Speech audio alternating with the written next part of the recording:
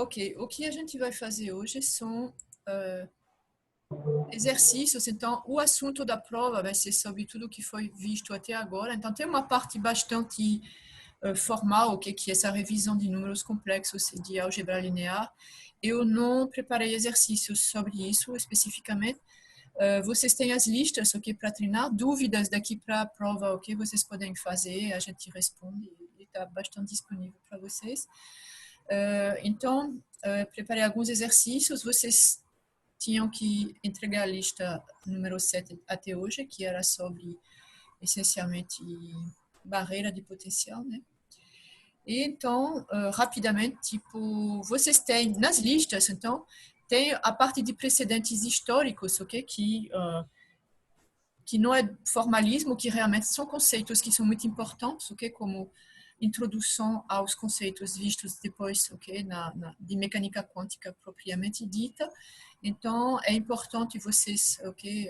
Bom, revisarem tudo isso. Rapidamente, eu queria fazer um exercício 2 sobre isso para verificar, ok? Que está tudo ok. Então, primeiro exercício tem luz visível, que é um comprimento de onda na faixa de 400 a 700 nanômetros. Então, a primeira pergunta é quais são a energia e a frequência de um fóton visível, ok? Então, eu deixo 5 minutos para vocês, pelo menos, escrever, ok, os passos para fazer isso aqui. É muito importante fazer isso, porque tem toda a parte realmente de cálculo, ok? Para não perder tempo com isso, não se enrolar. E também ter ordens de grandeza, ok? Então, a faixa visível é uma faixa de comprimento de onda bastante importante para nós. E então, eu quero saber qual é a energia típica e a frequência de um fóton nessa faixa, ok? Então, são 2h16 até 2h21, vai 5 minutos para resolver esses dois, ok? Essas duas questões. E aí, já que a segunda está aqui, vocês podem também responder. Quem terminar antes pode responder ao item B, sobre outra faixa de onda eletromagnética.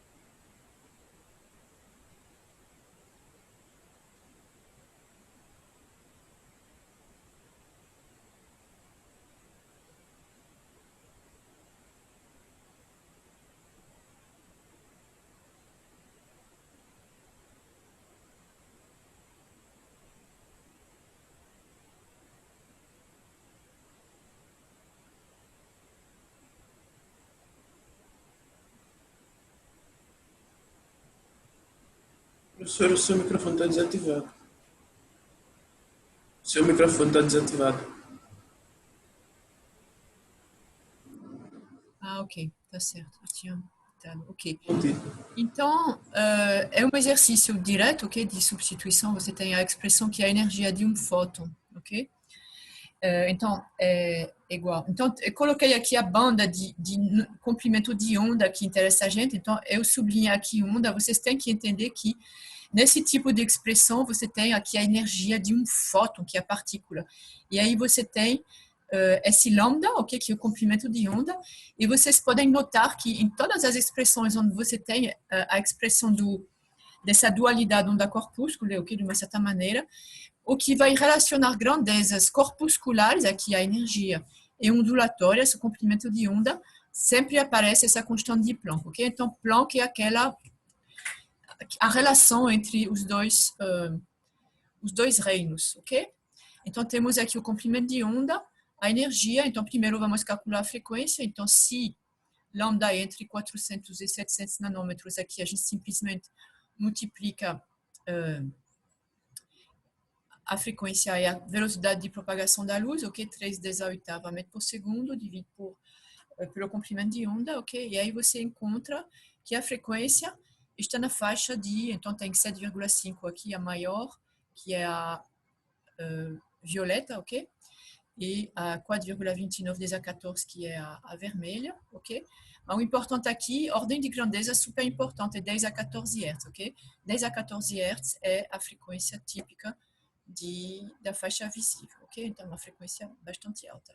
Aí depois, para calcular a energia, simplesmente a gente multiplica essa frequência, ok, pela constante de Planck. A gente encontra que a energia é na ordem de 10 a menos 19 joule, ok? Algumas unidades de 10 a menos 19 joule, ou seja, unidade de eletronvolt, ok? Então, a gente divide por 1,6 10 a menos 19 joule, que é o valor de 1 eletronvolt, ok? Eu coloquei aqui eu gosto, ok, no ensino básico e também a todos os níveis, porque de multiplicar, quando eu vou fazer conversão de unidade, ok, de multiplicar por um fator 1, ok? Então, aqui eu multipliquei meu valor por um fator 1 eletronvolt é igual a 1,6 10 a menos 19 joule. Então, esse aqui é 1, eu posso multiplicar, aí eu cancelo as unidades e eu fico, então, com uma energia que está entre 3,10 entre 1,77 e 3,10 eletronvolts. Isso é a faixa do visível, ok? O ultravioleta ele fica com energias que são maiores do que 3 eletronvolts e o infravermelho com energias que são abaixo de 1,80 eletronvolts, né, tipicamente, ok? Então, isso como exercício de aquecimento, ok? Um forno de micro-ondas, então depois a gente passa para outra faixa do espectro eletromagnético, que é micro-ondas, ok? Que funciona em torno, a gente tem aqui a frequência, ok? 2,5 GHz, e a gente tem a potência aqui de 750 watts, ok? Então a gente quer a taxa de emissão de fótons que ele pode emitir. Então isso aqui é um exercício também bastante importante, ok? De fazer a relação entre a energia, ok? Da onda e a taxa de emissão, a energia não é o número de fótons, ok? Uma potência é uma taxa de energia, então vai ser uma taxa de emissão de fótons, ok? Então aqui eu já coloquei, então não vou esconder. A gente tem essa frequência aqui, 2,5 10 a 9 Hz. Eu não calculei a frequência, mas a frequência não, o comprimento de onda. A gente pode fazer isso rapidamente. Micro-onda, que é do seu forno micro-ondas, normalmente é centímetro, né?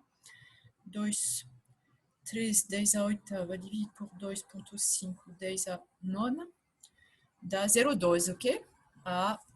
O comprimento de onda dessa onda aqui é 0,12 metros, ou seja, 12 centímetros, ok? A potência é essa, então, watt é joule por segundo, e aí você sempre tem que lembrar que essa energia, então, cada fóton tem uma energia de 1,66 10 a menos 24 joule, que você calcula com HNI, tá certo? Então, essa energia, a cada segundo, essa energia de 750 joules, ela corresponde a uma quantidade de fóton que é 10 a 26, ok? Outra ordem de grandeza, ok? É um número absurdamente grande, ok? apesar de não ser uma potência enorme. Ok. Então, esse tipo de problema também, lembrar para vocês que vocês, só com as dimensões, ou seja, energia por unidade de tempo, etc., vocês podem resolver, ok? Ok. Então, vamos lá passar para assim, antes de passar realmente a função de onda, fazer... Bom, esse aqui eu acho que eu vou pular porque realmente é muito... Vocês fizeram já, ok? Partículas materiais como ondas. A questão aqui, a gente tem um carro, uma bola de gude e um átomo de rubídio, ok? Que tem uma certa massa, um certo momento linear. Então, a questão é, vocês têm que ter claro porque que, para descrever o que vocês fizeram mecânica em física geral 1, ok? A gente não precisa do formalismo da mecânica quântica para descrever o movimento de uma partícula, um carro, um animal, uma pessoa, ok? E raramente vocês vão ter problemas de partículas elementares ou em física 1, porque então você calcula que para um carro de 2 toneladas com uma velocidade normal, que é 80 km por hora, uma bola de gude, que também é um objeto bastante macroscópico, ok, com uma velocidade bastante rápida, ok, 10 centímetros por segundo. E aqui você tem um átomo de rubídio que é resfriado por laser, né, até uma temperatura de 100 microkelvin, ok? Então, isso é o tipo de coisa, por exemplo, que eu já trabalhei. Eu vou dar a solução aqui, eu queria passar mais tempo falando do problema seguinte, ok? Então, aqui, para calcular o comprimento de onda de De Broglie, ok? Vocês lembram que o comprimento de onda de De Broglie, eu coloquei dB aqui para lembrar que é o comprimento de onda, da onda associada a uma partícula, que a gente, a priori, pensa que é uma partícula material, o carro, ok? Então, é a constante de Planck dividida pelo momento linear. De novo, chamo sua atenção sobre essa grandeza aqui é ondulatória, essa grandeza aqui é corpuscular, que é o momento linear de uma partícula, comprimento de uma onda, ok? Comprimento de onda. E entre os dois, a relação é a constante de Planck que é o elo entre o comportamento ondulatório e o comportamento corpuscular, ok? Então, para o carro, é direto, vocês vão calcular essa constante de Planck, esse comprimento de onda, constante de Planck, a velocidade, em algum lugar eu fiz a conversão aqui de 80 km por hora para 22,2 metros por segundo e achei 1,49, 10 a menos 38 metros, ok? Então, vamos, o que vocês têm que dizer sobre esse valor do comprimento de onda de De Broglie? É muito grande, é muito pequeno, É minúsculo. é minúsculo, super minúsculo, ok? Não tem nenhuma razão para a gente poder observar um comportamento quântico com 10 a menos 38 metros, ok? Então, vamos lá, bola de gude, bom, a ideia é a mesma, aí você encontra, com o mesmo raciocínio, vocês vão encontrar 10 a menos 31, que é um pouquinho maior, mas que não é muito maior, ok? Então, bola de gude também tem um comportamento bastante clássico, não precisamos da mecânica quântica. E aqui, o átomo de rubídio, ok? Também é H sobre o momento linear. A velocidade desse átomo, eu lembrei, ok? Conceitos. Esse aqui faz parte da sua caixa de ferramentas, ok? De teoria cinética dos gases, etc., que é a energia cinética média, ok? De um gás, ok? De partículas de um gás diluído, ok? É proporcional à temperatura, ok? Basicamente, 3 meios de kT em 3 dimensões, ok? Onde KB aqui é a constante de Boltzmann, ok? Então, conhecendo a temperatura, e essa temperatura é de 100 microkelvin, ok? A constante de Boltzmann, eu dei aqui. Então, você calcula a velocidade média, ok? Desses átomos de rubídio. Você encontra que essa velocidade média é de 17 centímetros por segundo, ok? Bastante lento, ok? E isso ajuda, então, sendo uma velocidade bastante pequena, ok? Ajuda a aumentar o valor do comprimento de onda de De Broglie, e aqui 27,4 nanômetros, então já é alguma coisa razoável, né? Nanômetro é 10 a menos 9, tem luz, ok? Nesse comprimento de onda, então a gente pode estudar esse tipo de sistema, ok? Ele é quântico, o comprimento de onda de De Broglie é bastante grande, ok?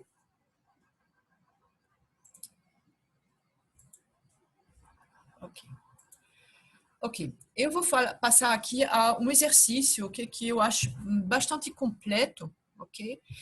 E aí eu vou deixar realmente vocês pensarem um pouquinho, ok?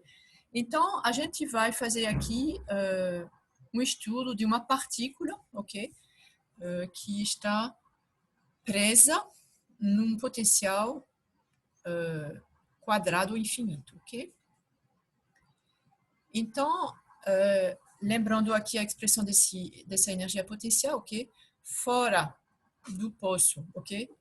Não, desculpa, dentro do poço, entre menos A sobre 2 e A sobre 2, ou seja, a largura desse poço é A, a energia potencial é zero, ok? Ou seja, a partícula, ela tem energia somente cinética, ok? E fora desse poço, ok? O potencial é infinito, ok? Então, são duas regiões proibidas. X inferior a menos A sobre 2 e X superior a A sobre 2, a partícula não penetra nessas duas regiões, ok? E aí o que a gente coloca é que essa partícula, no tempo t igual a zero, importante esse aqui, ok? Essa partícula está no estado psi-A de x, ok? E esse zero aqui é para o tempo. Então, é uma função de onda da posição e do tempo, ok? É um potencial aqui unidimensional. E está escrito aqui em função de três, a gente tem aqui um φ0 de x, um φ1 de x e um φ2 de x, onde esses φn de x, aqui onde n é igual a 0, 1 e 2, são os autoestados do poço, ok? Aqui, como eu peguei um exercício para não refazer tudo à mão, eu usei essa notação, eu acho que nas aulas vocês não usaram essas. Vocês começaram particularmente de n igual a 1, né? Marcos, os autoestados do poço infinito foi 1, 2, 3, né? Que você usou? N igual a 1, tanto faz, né? Oi, professora. Sim, pode falar. Foi isso mesmo. Tanto que na fórmula não tem n mais 1, é n ao quadrado. É n ao quadrado, tá certo. Eu coloquei esse n mais 1 aqui porque no exercício que eu peguei, e vocês podem ver, eu colei, eu não quis refazer tudo, começava do zero e a definição, em vez de ser n mais 1, é n mais 1, ok? Então, tá ok, tá certo? Então, eu posso começar aqui de n igual a zero, porque a energia não vai ser zero, ok? Tá bom? Então, a energia do nível fundamental desse poço quadrado infinito é essa aqui, né? Π ao quadrado, H cortado ao quadrado sobre 2MA ao essa história quadrado. de n mais 1. Depende Isso. se você começa em 0 ou em 1. Exatamente, ok? Então, Tá. eu espero É a que isso mesma aqui coisa. não... É a mesma coisa, exatamente. Okay? Eu botei n, mas começando em 1. Uhum. Então, tem que estar claro esse aqui, dependendo da definição que você dá para a sua energia. Obviamente, a energia ela não pode ser nula. Vocês lembram que tem uma energia mínima, ok? Esse é um fenômeno 100% quântico, ok? Então, vocês podem ver que essa função de onda inicial, no tempo t igual a zero, é uma superposição de três autoestados, ok? Da partícula, ok? Nesse potencial. Então, tem uma parte, uma contribuição do autoestado φ0, do autoestado φ1 e do autoestado φ2. Eu coloquei aqui os coeficientes, raiz de 1 sobre 6, raiz de 1 sobre 3, e aqui eu coloquei um A.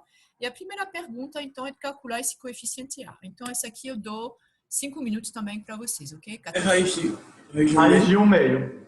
É raiz de 1 meio, tá? Ok. Isso. Todo mundo está concordando? Sim. Ok, tá bem. Então, é raiz de 1 meio porque essa função de onda, ok? Ela é normalizada, ok? Essas autofunções, elas são ortogonais, ok? E normalizadas. Então, quando a gente vai fazer, calcular, ok? Se A de x0 ao quadrado deve ser igual a 1, ou seja, lembram que essa aqui é a densidade de probabilidade de encontrar a partícula, ok? Em qualquer lugar do espaço, então você integra sobre todo o espaço, na verdade vai ser de menos L a mais L, porque ele não pode estar abaixo, menos A sobre 2 a mais A sobre 2. você calcula esse produto. Esse aqui todo mundo, acho que nem todo mundo está falando, mas todo mundo tem que estar bem, ok? Aplicar essa. Professora, Sim, eu pensei de outro modo. Poderia fazer o somatório dos coeficientes ao quadrado sim, claro. igual a 1? Na verdade, no final, é isso que você encontra, tá certo? Então, de uma certa maneira, é por que a gente chega a isso, ok? Mas é isso, ok? Você encontra aqui 1, é o somatório dos quadrados, ok? De todos Porque as funções são os normalizadas. coeficientes, porque as funções aqui Tudo normalizadas, ok? bem. Então, é importante chamar a atenção aqui sobre o fato que, quando você vai calcular o módulo ao quadrado, ok? De uma função, certo? Então, você integra, então você vai multiplicar o complexo conjugado. Aqui elas são reais, né? O complexo conjugado pela função, ok? Aí você escreve, você, ok? Faça, ok? Algumas vezes. Então, o complexo conjugado vezes... Ah, desculpa, aqui ele ficou aparecendo. Tem alguma coisa atrás, eu vou colocar ele aqui para não atrapalhar. Ok? O complexo conjugado vezes a própria função que você integra em x, e aí você escreve tudo, e aí os termos cruzados, onde você vai ter, por exemplo, φ conjugado de φ0 com φ0, ok? Então vai dar, é isso que eu coloquei, então como é normalizado vai dar 1, também φ1 conjugado com φ1 vai dar 1, e φ2 com φ2 deve dar 1, ok? Agora, todos os termos cruzados, você vai ter φ0 conjugado com φ1 vai dar 0, φ0 conjugado com φ2 vai dar 0, ok? Então, vocês vão ficar com isso, e no final, ok? Isso é um resultado da mecânica quântica, na verdade, vai ser a soma dos módulos ao quadrado dos coeficientes, ok? E a soma tem que ser igual a 1. E aí, só um detalhezinho, o que a gente encontra aplicando esse raciocínio é que o módulo de A ao quadrado é meio. Então, na verdade, você tem 4 possibilidades para esse A, tá certo? Você pode dizer que é raiz de 1 sobre 2, você pode dizer que é menos, ok? Raiz de 1 sobre 2, ok? Você pode dizer também que A é igual a I, raiz de 1 sobre 2, ou menos I, raiz sobre 2, ok? Obviamente que, aí eu coloquei aqui que a gente vai escolher essa porque é mais conveniente, mas na verdade qualquer uma das outras, só que se você calcular um módulo ao quadrado desse, vai dar esse mesmo resultado, tá bom? Ok. Aí eu tenho agora, voltando a essa, então A é conhecido agora, a pergunta é como se A, essa função de onda, vai evoluir com o tempo. Escrever a expressão de psi A de x e de t.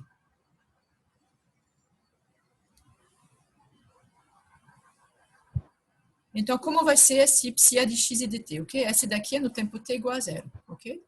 Então, no tempo t positivo, como vai ser a expressão de psi A? Eu entendo que basta multiplicar aí pelo fator temporal. Certo, então como seria? Psi A de x e de t é igual? 1/6 de π0 de x, que multiplica e é elevado a menos e energia h cortado t, mais 1/3, a raiz quadrada de 1/3, π1 vezes o e o coeficiente A no lugar, mais o π2 multiplicado pelo e nos seus respectivos índices, né, pelos seus próprios altos estados. É 0, é 1 e é 2. Isso, ok? Todo mundo concorda? Sim. Ok. Então, a gente tem psi A em x em t igual a zero, eu coloquei aqui o coeficiente, ok? E aqui a gente tem, então, nada muda, a única coisa que vocês vão acrescentar é que cada parte dessa função de onda, ela vai evoluir com a frequência E0t sobre H cortado, E0 sobre H cortado. Desculpa, a autoenergia, ok? Aqui é E0, aqui é 1, aqui é 2, tá certo? Então, cada uma vai evoluir com essa frequência aqui. Ok. Então, vamos ver agora. Eu queria... Acho que que eu coloquei aqui a solução, mas eu não queria. Deixa eu tirar aqui, ok? Calcular o valor esperado dessa energia, ok? Para a partícula descrita pela função, ok? Então, isso é tudo que a gente vai fazer, ok? Manipular essas funções de onda. E, em geral, para obter informações sobre o nosso sistema, a gente vai calcular valores esperados, ok? Então, eu quero o valor esperado é para a partícula descrita pela função, okay, que é psi de x e de t, tá certo? Ok, eu acho que vale a pena rapidamente, ok, calcular isso aqui. Inclusive, aqui está adiantado um pouquinho, de escrever tudo em termos de E0, ok? Seja no poço de potencial quadrado infinito, no potencial harmônico também, a gente pode escrever todas as energias em função da primeira, né, de E0. Então, qual é o valor dessa energia, desse valor esperado?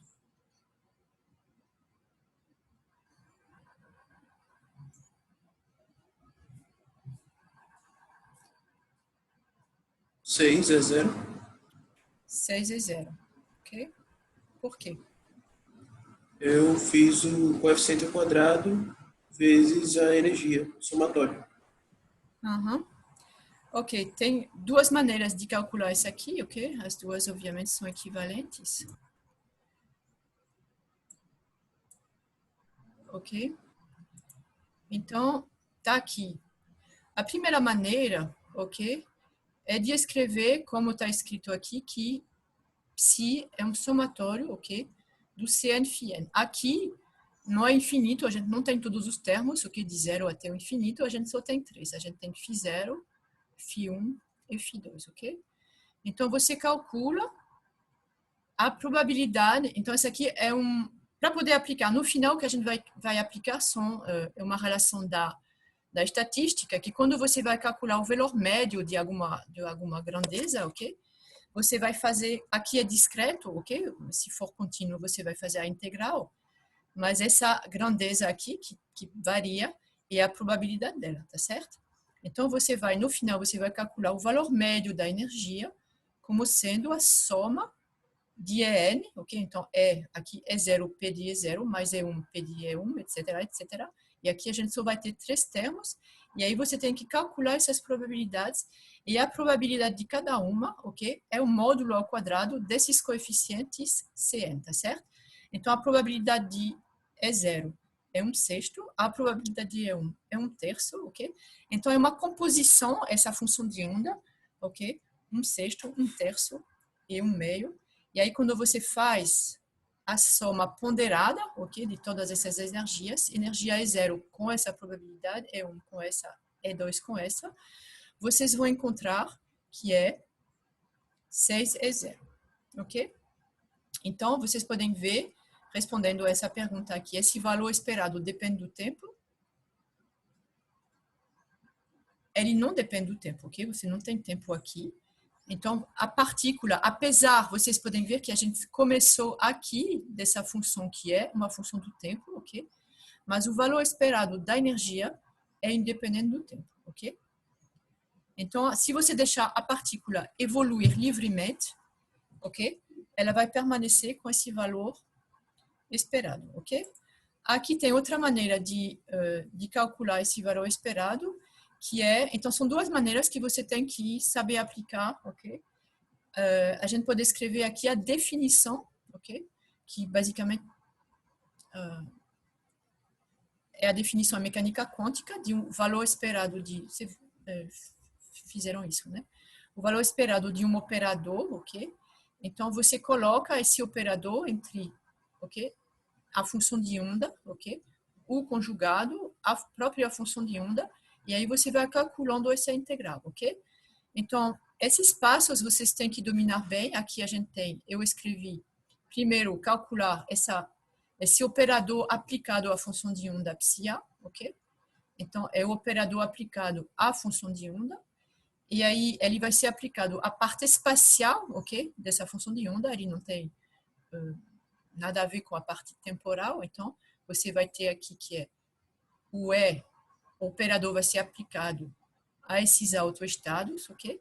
E aí, como são autoestados, ok? Para esse operador, então, φ0 vai ser E0, que é um número, φ1 vai ser E1, que é um número, etc, ok?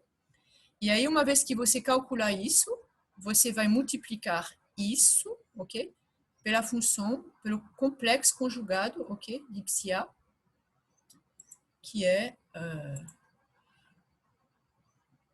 E aí você calcula, ok? Eu lembrei aqui. E aí você vai encontrar... deixa eu ver aqui. Você vai encontrar, obviamente, o mesmo resultado, ok? Professora, Sim. eu estou só confuso porque o E do lado direito da igualdade é um escalar e do lado esquerdo ele está sendo um operador. Esse E com um circunflexo aí é o equivalente ao hamiltoniano? Desculpe, não, pode repetir? O E do lado direito da igualdade ele está como um escalar, no expoente, certo? E do lado esquerdo ele está como um operador. Esse é um circunflexo. Ele é o equivalente ao hamiltoniano? Sim, é o operador energia, é o hamiltoniano. Uhum. Ah, ok, Ok? entendi. Agora, sim. Aí tem, É como tem partes, aqui tá tranquilo, aqui não tem dúvida nenhuma, ok? Eu acho que no início eu coloquei ali sem o chapeuzinho, mas esse aqui é o operador energia, que é o hamiltoniano. Ok? Ok, então vocês vão encontrar, obviamente, o mesmo resultado, ok? Que independe do tempo, ok? Então, 6 vezes E0 independe do tempo, ok? Então, a questão seguinte é qual é a probabilidade de medir essa energia?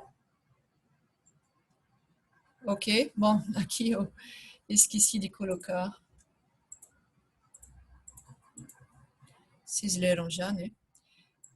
Qual é a probabilidade de medir essa energia, o valor esperado, ok? Como resultado de uma medida única em t igual a zero ou um t positivo, ok?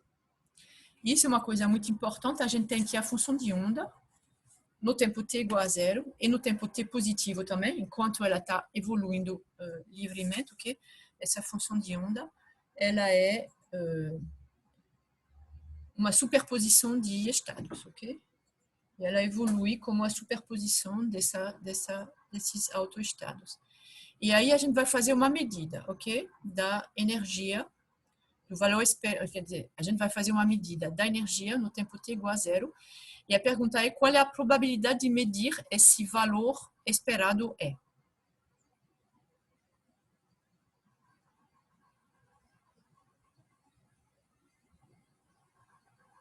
Alguém tem alguma coisa a dizer sobre isso?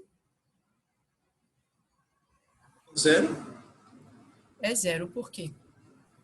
Pelo que eu vi, cada estado, nenhuma das energias é de 6 é zero. Tem é zero, 4 é zero e 9 é zero. Você vai medir um dos estados, né? Você não vai medir a média. Exatamente. Quando você vai fazer uma medida, ok? Então, a sua partícula, ela não vai ser mais uma partícula que vai evoluir livremente, ok? Então, ela vai colapsar em um dos autoestados, ok? Com uma probabilidade, obviamente, que vai depender do quanto, ok? Do peso desse estado, desse autoestado no estado inicial da partícula, ok? Então, se você tem um peso muito grande de um dos estados, tem essencialmente o estado, sei lá, o fundamental, por exemplo, ok?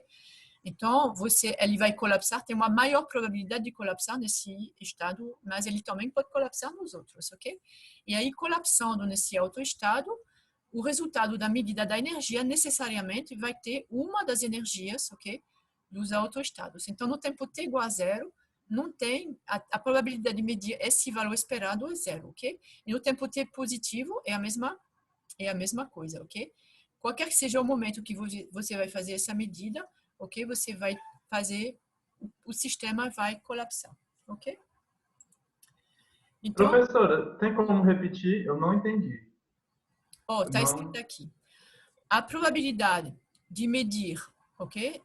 Esse valor esperado, tá certo? É um valor médio. Você lembra que esse valor esperado ele é uma composição, ok? É uma soma ponderada de todas as energias que participam, ok? Dos autoestados que participam desse estado da partícula, ok? A partícula ela não está no estado φ0, nem no estado φ1, nem φ2, ela está numa superposição desses três, tá certo? E aí, a gente não vai poder medir essa energia, esse valor esperado, ok? Porque só podemos obter como resultado de uma medida, ok? Única, a energia de um dos estados estacionários, ok? Ok, deu para entender agora. Ou seja, só podemos obter como resultado quais são os resultados que a gente pode obter fazendo uma medida única.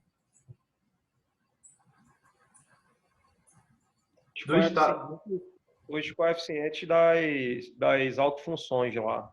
A energia, estou falando. Qual foi a pergunta, professora? Só podemos, estou medindo o que? A energia, tá certo? Estou medindo a energia, uma medida única. Quer dizer que eu não vou repetir. Se eu repetir, eu vou reproduzir, ok? Essa probabilidade relativa, tá certo? Mas eu faço uma medida no sistema, tá certo? E aí eu vou medir a energia, ok? Então, qual tipo de resultado que eu posso obter fazendo essa medida? Das energias. As três energias possíveis. O E0, o E1, o E2, tá certo? Exato. Com quais probabilidades? 1 sobre Sexto, um terço e um meio. Ok? Então, e aí, em t igual a 0, o raciocínio é o mesmo, tá certo? Então, qualquer que seja o momento, se eu fizer essa medida da energia no tempo t igual a 0, o t positivo, ok? Ou seja, ela estava evoluindo livremente, eu faço essa medida, então eu vou obter o S, com essas probabilidades que a gente calculou mais em cima, tá certo? Então, de uma certa maneira, aqui, quais os valores da energia? Então, são E1, E0, E1, E2, ok? Com essas probabilidades que a gente calculou, que é 1/6, 1/3 e 1/2, tá certo? Ok. E agora, a gente fez essa medida e mediu E2, ok? E agora a gente vai escrever a função de onda. Então, foi no tempo T1 que a gente fez essa medida e medimos E2, ok? Então, vamos escrever a função de onda para T superior a T1.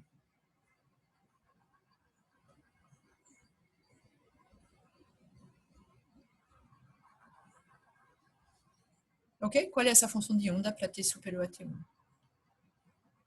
Psi-A, né, que é o nome que a gente deu para essa função de onda. Psi-A de x T superior a T1 vai ser igual ao quê? Vai ser um valor constante, que é igual à probabilidade dela, da energia 2. Porque ela não colapsou, né? É. Aí, como é que você escreve isso?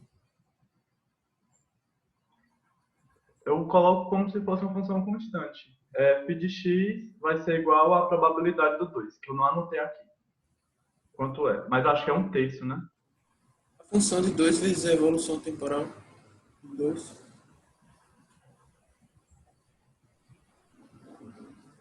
Escreva no seu papelzinho para ver se vocês chegam a um consenso. Se A de x e de T superior a T1, ok? Vai ser... T2. Como? T2 é a evolução temporal, vezes a evolução temporal. Φ2 de x, ok? Vezes... A evolução temporal. A evolução temporal, ok?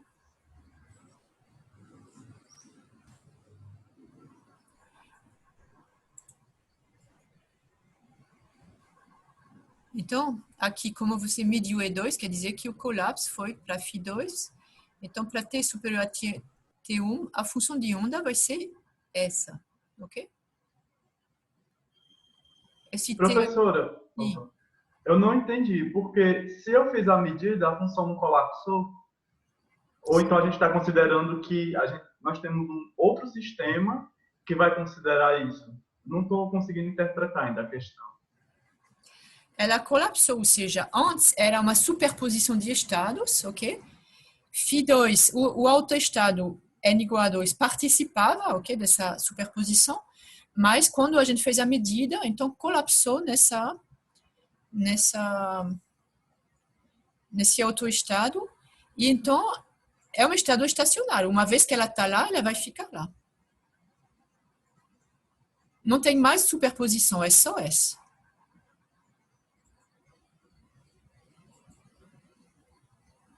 Se quiser aqui, eu acho que talvez seja uma imprecisão, não sei se é isso que lhe confunde. É que esse T aqui, na verdade, vai ser T menos T1, né? Ok, deu para entender agora. Tá certo? Então, agora a gente só tem, no tempo, por exemplo, se eu colocasse T igual a T1, ok? Eu teria aqui, na verdade, esse T aqui vai ser a partir do momento que colapsou, ok? Então, seria Φ2, e aí vai ter agora, você deixa de novo ela evoluir naturalmente, ok? E aí, enquanto ela evolui, ela fica nesse estado, ok? E aí, o que você vai fazer é outra medida da energia. Aí, qual é o valor que você vai obter? A energia é 2, É 2, com probabilidade de 100%. 100%. Está todo mundo concordando com isso? Sim. Ok? Sim. Sim, professora. Uma vez que colapsou, ok? Então, vai ser essa função de onda, ok? Todas as medidas da energia para T superior a T1 vão dar esse resultado, ok? E2 com probabilidade 1, ok? Ok, então, eu espero, porque tem alguns, né, são sempre os mesmos que estão respondendo, quem está ficando quietinho atrás, ok? Isso realmente é a alma ok, da mecânica quântica, ok? Como a gente não vai insistir muito sobre o formalismo, quer dizer, nas listas vocês tiveram e vão ter ainda, né, nas próximas listas, bastante cálculo para fazer, ok? Mas a ideia não é uma aula de cálculo, não é? Então, vocês realmente têm que entender bem esses conceitos, ok? Ok, então sobre esse exercício, eu tinha mais uma coisita, mas eu não coloquei. Eu vou fazer uma agora vai ser rápida essa aula, que eu pensava que ia passar mais tempo, ok? Sobre o oscilador harmônico, ok? Então, esse exercício anterior, ok? Vocês têm que fazer, ok? Com as contas, se ficar bem convencido de tudo isso, ok? O oscilador harmônico, ok? É outro tipo de potencial, ok? Que a gente viu, ok? E a gente resolveu a equação de Schrödinger independente do tempo, ok? Para esse oscilador harmônico a uma dimensão, ok? E a gente, o método que foi usado para resolver esse sistema é um método bastante inteligente, ok? É uma coisa assim, não é o cálculo bruto, foi feito o uso, aí eu não sei se esses dois operadores aqui, a gente chamou provavelmente de A menos e A mais, aqui eu coloquei A e A dagger, porque eu não consigo, ele não aceita colocar mais e menos. Então, esse daqui é o operador de abaixamento, né, e esse aqui é o operador de, como está a pressão? Abaixamento e levantamento? Levantamento. E levantamento, ok? Então, a pergunta é aqui. Se eu aplicar, ok, φn é uma autofunção do oscilador harmônico, ok? E aqui eu não preciso, a gente conhece uma expressão para ele, tá? Mas eu tenho uma função de onda psi, ok? Que vai ser obtida aplicando esse operador aqui, A dagger, ok? Ou seja, A menos, A mais, operador de baixamento e de levantamento, aplicado a essa autofunção, ok? Então, qual das seguintes funções abaixo é igual a psi? Bastante qualitativo esse exercício, ok? Então, qual delas? Vai ser φn, ou seja, você aplica esse operador, você recai, ok? Ou seja, seria a identidade, ok? φn. Aqui você vai para φn menos 1 com o coeficiente n, aqui φn com n mais 1, e aqui φn mais 1 com n. ou então nenhuma dessas 4. E N? Φn, N mais 1, Φn. Letra C. N mais 1, Φn. Φn, N mais 1, Φn. Alguém vota nesse daqui? N mais 1 Φn. Uhum. Ninguém vai votar nesses dois. Esses dois, obviamente, a gente pode descartar, porque quando vocês vão aplicar um operador a uma autofunção, ok? Uma função qualquer, ok? Então, vocês primeiro vão aplicar, então a gente vai abrir uma parêntese aqui, então a gente vai aplicar primeiro esse daqui, então o operador de levantamento aplicado a N, vocês lembram que ele permite subir a escada, né? Então, você vai passar de Φn a Φn mais 1, ok? Aplicando esse A aqui, esse daqui, vai ser proporcional a N mais 1, ok? Aí o detalhe de como... Vocês lembram como é? Ou seja, antes de... Vou eliminar essas duas primeiro. Então, aqui fui para N mais 1. Só que depois, eu vou aplicar esse operador aqui para N mais 1. Então, eu vou voltar a Φn, ok? Então, certamente não vai ser Φn mais 1, porque eu volto a Φn, ok? Não vai ser N mais 1, porque... Então, tem que ser um desses dois, ok? Se você aplicar, você sobe um degrau e depois você desce um degrau, você volta no mesmo degrau, tá certo? Então, você vai voltar a Φn. Aí, o problema é o coeficiente. Então, aqui, o que tem que fazer está meio... Ok? Você vai aplicar, então, aqui, o operador de levantamento para Φn, ok? E aí você vai obter que é raiz de N mais 1, Φn mais 1, ok? Esse aqui pode ficar no seu formulário, ok? Porque o operador harmônico é isso, né? O oscilador, ok? E aí, esse aqui é o número. Então, quando você vai aplicar o operador de rebaixamento, não sei como se fala, a L, então você vai ter raiz de N mais 1, aplicar esse operador a essa função de onda, a esse autoestado, e aí você vai ter um novo N mais 1, ok? Porque é N, né? Quando você vai aplicar, você vai ter esse número aqui, raiz desse número vezes essa, então vai ser raiz de N mais 1, e aí você desce de 1. Então, você vai ter essa solução, ok? Marco, c'est tout ce que j'avais préparé. Hein. Ça fait 1 heure, tant pis. Hein. Ah oui, non. Ok. Ils vont étudier. Ok. Então, é tudo que eu tinha preparado para hoje. O que vocês têm... Então, essa aqui, a prova, ela não vai ser... Bom, obviamente, eu acho que ela não vai ser difícil, ok? Mas vocês têm todo o material, ok? Vocês têm as listas, você tem a solução das listas, né? A gente mandou as soluções. As soluções das listas, você tem esses exercícios, ok? A mais, então, vocês têm um bom material para estudar, ok?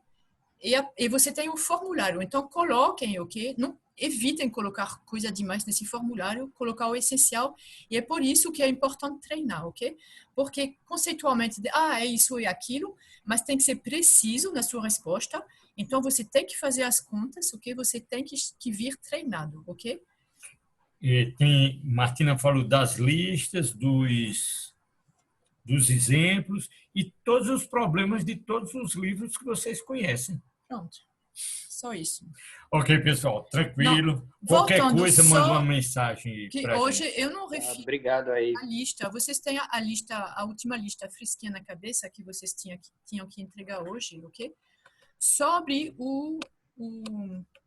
a barreira de potencial, o potencial de grau, ok? É tudo, não tem nada de cálculo, tá entendendo? Eu não vou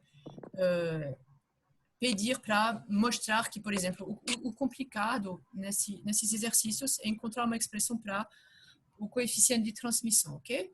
Então, o que eu quero é que vocês saibam escrever o ponto de partida desse cálculo, tá certo?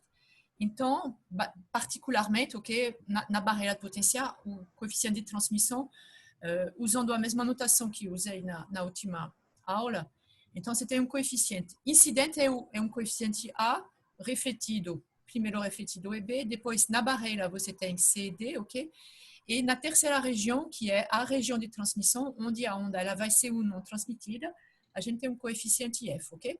Então, vocês não precisam, ok, fazer o trabalho de encontrar essa expressão da transmissão, ok? Se a gente precisa calcular alguma coisa, eu dou essa expressão, mas vocês precisam escrever que o coeficiente de transmissão é obtido a partir, ok, é proporcional, ok, a essa razão do coeficiente da onda transmitida e da onda sobre a onda incidente, ok? E de brincar um pouquinho com as grandezas, ou seja, se aumentar a largura da barreira, isso qualitativamente, ok? Aí vocês podem verificar como é a expressão. Qualitativamente, isso vai resultar em um aumento, uma diminuição da transmissão. Se aumentar a altura da barreira, isso vai resultar em um aumento ou diminuição da transmissão, ok? Mesma coisa, o terceiro, então tem esses dois fatores que são importantes, ok? Para determinar se a transmissão vai ser desprezível ou não, ok? Então, é a largura da barreira e a altura da barreira. E esse aqui em si não é suficiente, você tem também a energia da partícula em relação à altura da barreira, obviamente, ok? Então, vocês têm que se perguntar, ok? Se eu mexer nisso aqui, pronto, eu vou multiplicar por 2 a altura, eu vou multiplicar por 2 a largura, eu vou diminuir a energia da partícula, etc., o que eu estou esperando, ok? Vai ser bastante isso, ok? As questões, ok? Professora, tem como a senhora comentar a oitava questão da lista 7? A oitava questão da lista 6. 7, a última. A última, certo. Deixa eu ver aqui que lista é essa. Que problema é esse? Lista. A 7.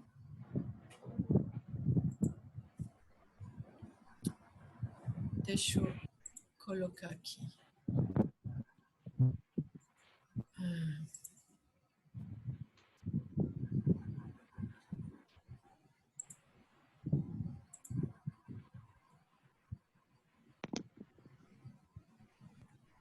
Esse 8. É interessante, professor, essa aí. Se a gente Fiquei pode simultaneamente medir a posição e a energia de um oscilador. Não, aí, no caso, seria o princípio da incerteza, né, professor? Aplicado aí.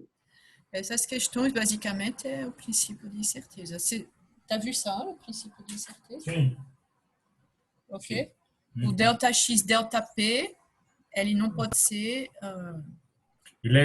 tem que ser maior ou finito. igual a H cortado. Pode ser maior, mas no limite é H cortado.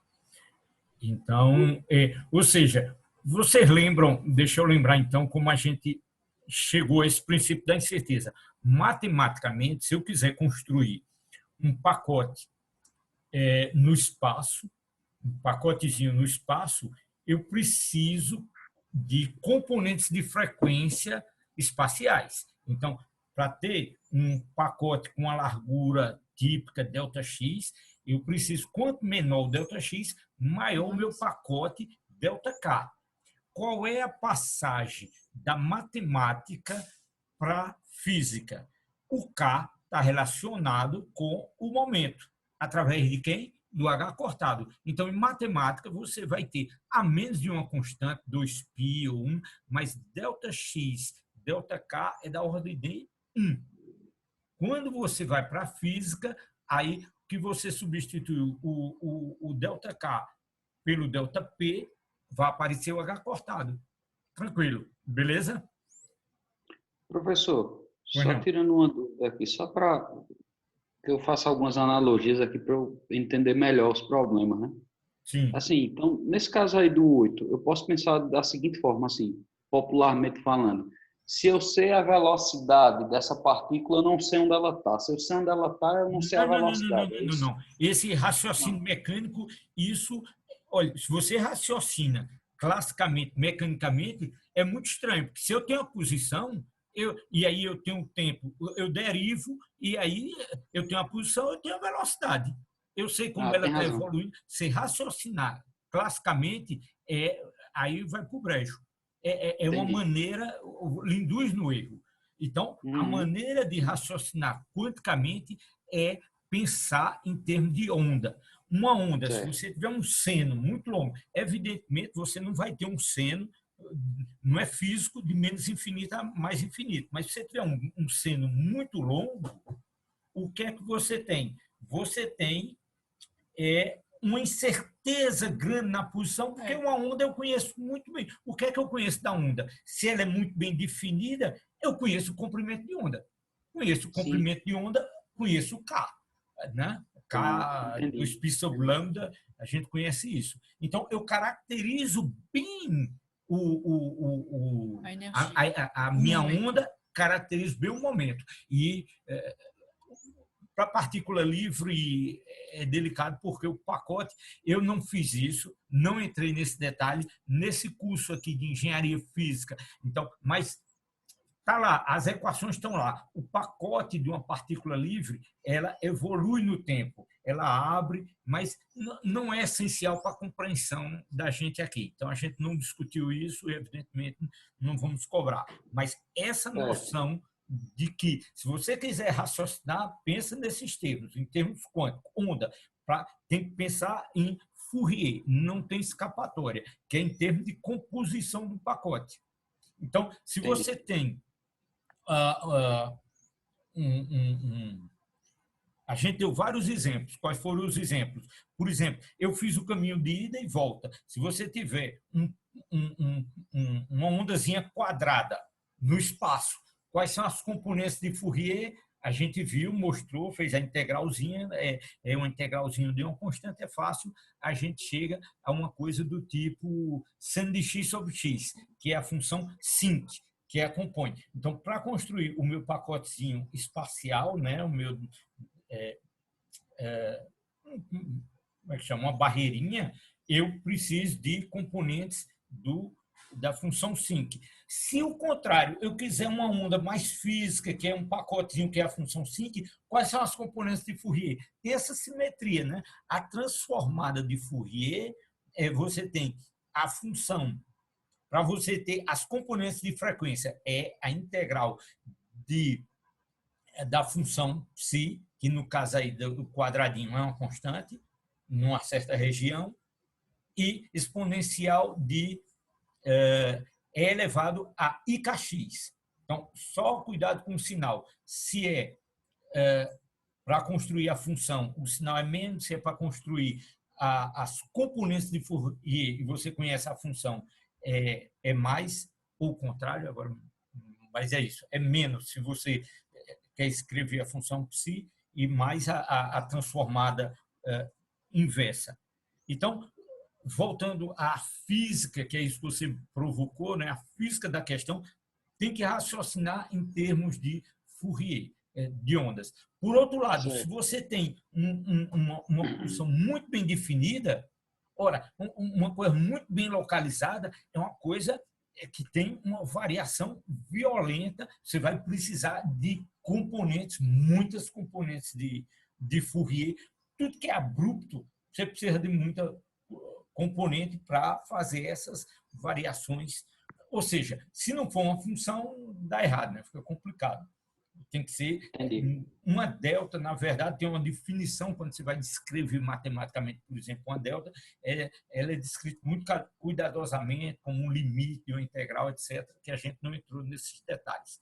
Mas o essencial é isso, raciocina em termos de componentes de Fourier, que é o caminho para você descrever a função de onda. E o princípio da incerteza é essa relação.